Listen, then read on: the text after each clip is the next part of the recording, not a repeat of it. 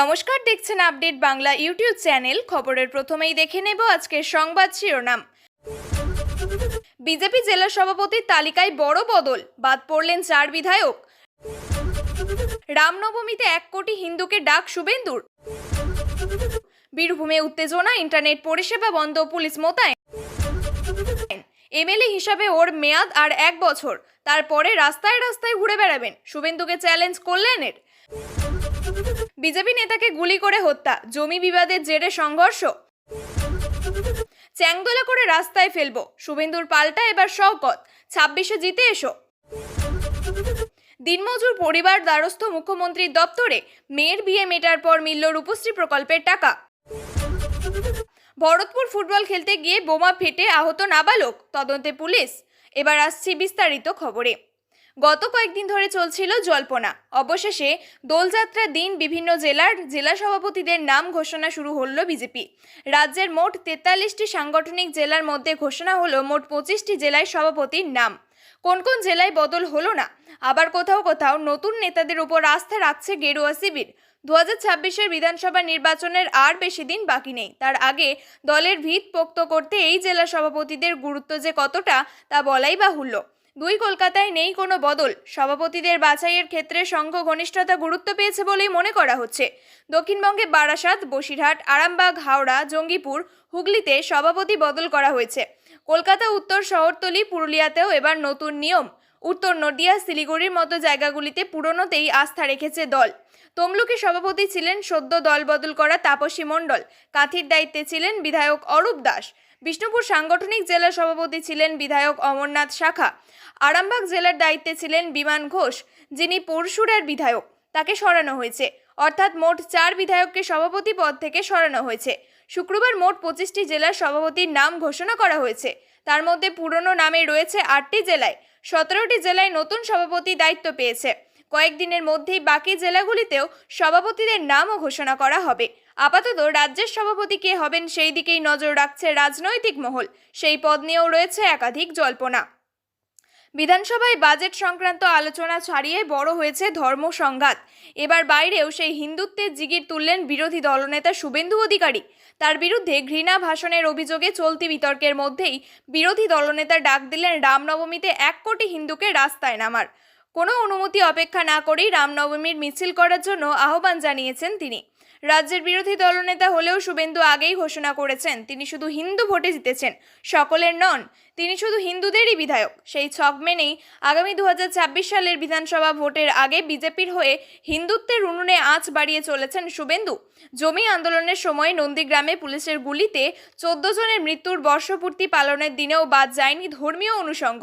নন্দীগ্রামের সোনাচূড়ায় রাম মন্দির গড়ার কথা স্থানীয় বিধায়ক শুভেন্দু আগেই জানিয়ে রেখেছিলেন। ভূমি উচ্ছেদ প্রতিরোধ কমিটির আয়োজনে স্মরণ অনুষ্ঠানে যোগ দিতে শুক্রবার তিনি বলেছেন, রবিবার থেকে নন্দীগ্রামে রাম মন্দিরের সীমানা প্রাচীর মাটি ভরাটের কাজ শুরু হবে। সকলের সহযোগিতা চাই। আগামী 6 এপ্রিল ভূমি পূজন হবে। অযোধ্যা রাম মন্দিরের মতো আধ্যাত্মিক পরিবেশ গড়ে তোলার পাশাপাশি হোমিওপ্যাথি এবং আয়ুর্বেদ চিকিৎসার ব্যবস্থাও থাকবে। আরও বড় করে রামনবমী পালনের যে ডাক শুভেন্দু দিয়েছেন, তার প্রেক্ষিতে তৃণমূল কংগ্রেসের রাজ্যের সাধারণ সম্পাদক কুণাল ঘোষের বক্তব্য, ভোটার তালিকায় বিজেপি যে চক্রান্ত করছে তার মোকাবিলার সমীক্ষা চলছে। তার পাশাপাশি রাজ্য সরকারের উন্নয়নের কাজ এবং কেন্দ্রের অন্যায় এবং বঞ্চনার প্রতিবাদ, এই 2 প্রচারেই আমরা আছি। এই সবের থেকে নজর ঘোরাতে শুভেন্দু অধিকারীরা নানান কথা বলে উত্তেজনা তৈরি করতে চাইছেন। বাংলার মানুষ ওদের বুঝে নেবে, হার নিশ্চিত বুঝেই শুভেন্দুরা এগুলো করছেন।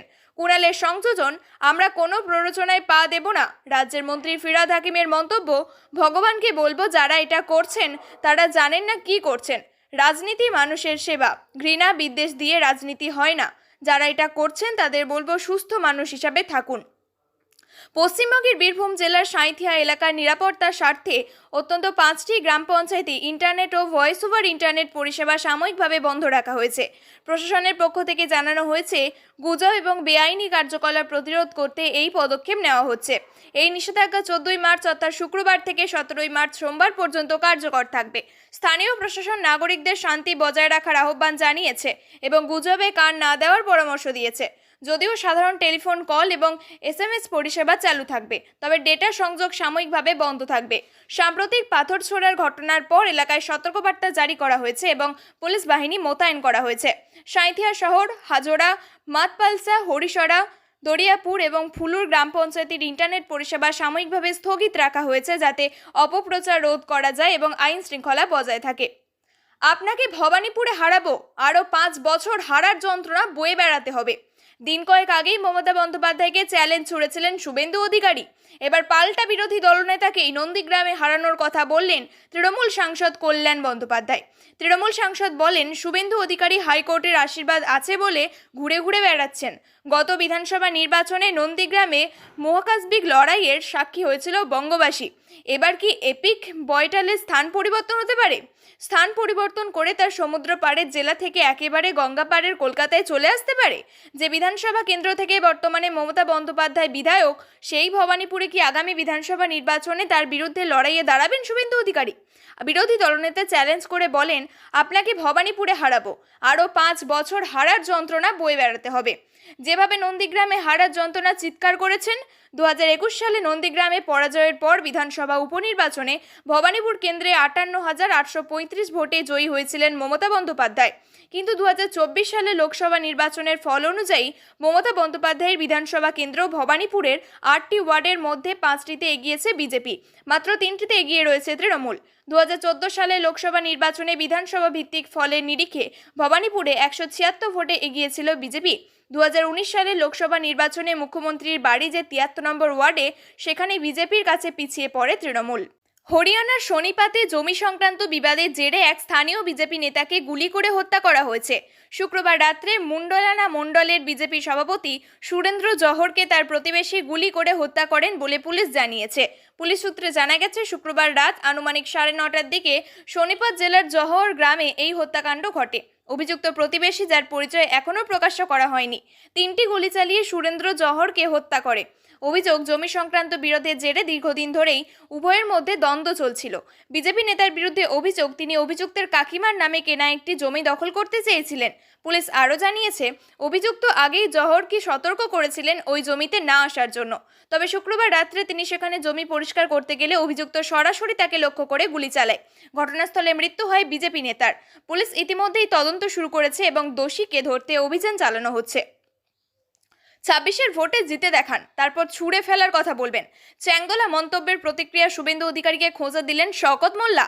জাতের নামে বজ্জাতি তৃণমূল বন্ধ করুক, হুঁশিয়ারি সুকান্ত মজুমদারের।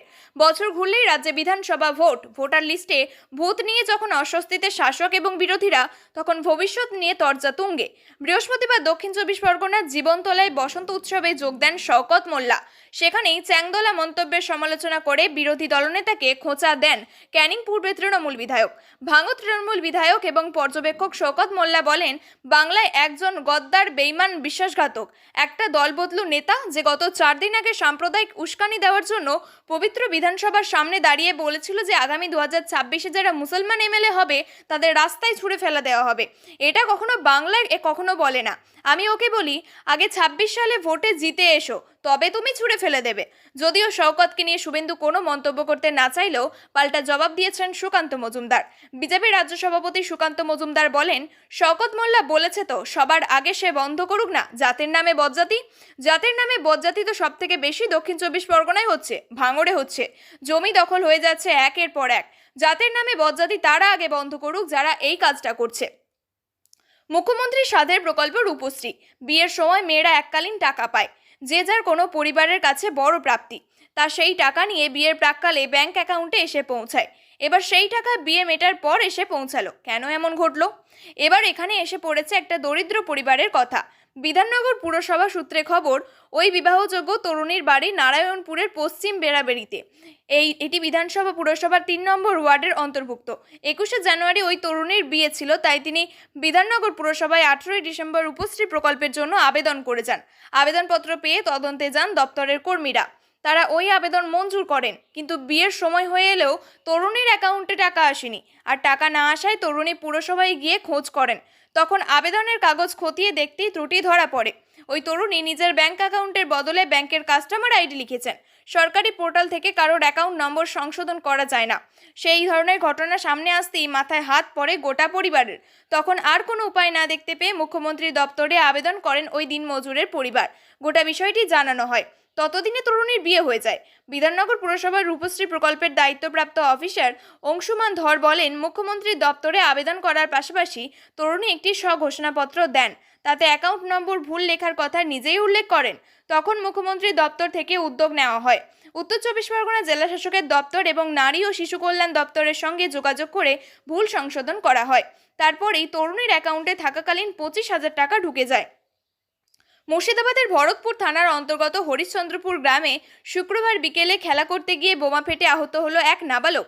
সাহিল শেখ নামে 7 বছরের ওই নাবালককে কান্দি মহকুমা হাসপাতালে ভর্তি করা হয়েছে চিকিৎসার জন্য। এই ঘটনায় তদন্ত শুরু করেছে পুলিশ। তদন্তের স্বার্থে হাসপাতাল জানায়, জানা গিয়েছে শুক্রবার বিকেলে ভরতপুরের হরিশ্চন্দ্রপুর গ্রামে ফুটবল খেলছিল ওই নাবালক তার বন্ধুদের সঙ্গে। আর তখনই সেই ফুটবল খেলতে গিয়ে কবরস্থান সংলগ্ন জমিতে মজুদ থাকা বোমার ওপরে আর সেই বোমা ফেটেই আহত হয় সাহিল শেখ। গুরুতর আহত অবস্থায় তাকে চিকিৎসার জন্য কান্দি মহকুমা হাসপাতালে ভর্তি করানো হয়েছে। ঘটনার খবর পেয়ে ঘটনাস্থলে পৌঁছয় ভরতপুর থানার পুলিশ। সমগ্র ঘটনার তদন্ত শুরু করেছে পুলিশ প্রশাসন। আহত নাবালকের মা নূর কলি বিবি জানান, দুষ্কৃতীরা ওই বোমা রেখে গিয়েছিল। রমজান মাসে দোলের দুপুরে বন্ধুদের সঙ্গে কবর সংলগ্ন মাঠে খেলতে গিয়ে তার ছেলে পায়ে আঘাত পায়। এই এলাকায় দুষ্কৃতীদের দৌরাত্ম্য বাড়ছে বলে অভিযোগ করেন আহত নাবালকের বাবা সেন্টু শেখ। এই ভরতপুর এলাকায় বিধায়ক হুমায়ুন কবির বিতর্কিত মন্তব্য করে বর্তমানে দল তাকে শোকজ লেটার পাঠিয়েছে। তার এলাকায় অপরাধে দৌরাত্ম্য বৃদ্ধি পাওয়ায় সাধারণ ভোটাররা তার ব্যর্থতার দিকে আঙুল তুলতে শুরু করেছে। এলাকার বিধায়কের নজরদারি কমে গিয়েছে। সংবাদ মাধ্যমে পাবলিসিটি পাওয়ার জন্য সে বিতর্কিত মন্তব্য করে কলকাতায় হইচই ফেলেছে। আর এই বিতর্কিত মন্তব্যের জন্য শাসক দলের ভাবমূর্তি নষ্ট হচ্ছে। বৃহস্পতিবার ক্যাবিনেট বৈঠকে ভরতপুর বিধায়কের বিতর্কিত মন্তব্যে রীতিমতো ক্ষোভ প্রকাশ করেছেন দলনেত্রী মমতা বন্দ্যোপাধ্যায়। তার নির্দেশে শোকজ লেটার পাঠিয়ে 24 ঘন্টার মধ্যে জবাব চাইছে দল।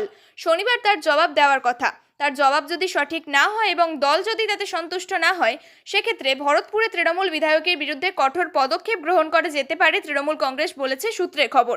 এলাকায় নজরদারি না দিয়ে ভোটারদের নিরাপত্তা সুনিশ্চিত না করে হুমায়ুন কবির স্রেফ পাবলিসিটি পেতে বিধানসভার গেটের বাইরে বিতর্কিত মন্তব্য করে বেড়াচ্ছিল, জানিয়ে নিন্দার ঝড় উঠেছে সব মহলে। আর তারই এলাকায় ছোট্ট শিশু খেলতে গিয়ে দুষ্কৃতী রাখা বোমা ফেটে রক্তাক্ত হচ্ছে। প্রিয় দর্শক, নিয়মিত সঠিক খবরগুলি সঠিক টাইমে পেতে সাবস্ক্রাইব করুন আপডেট বাংলা চ্যানেলটিকে। ধন্যবাদ।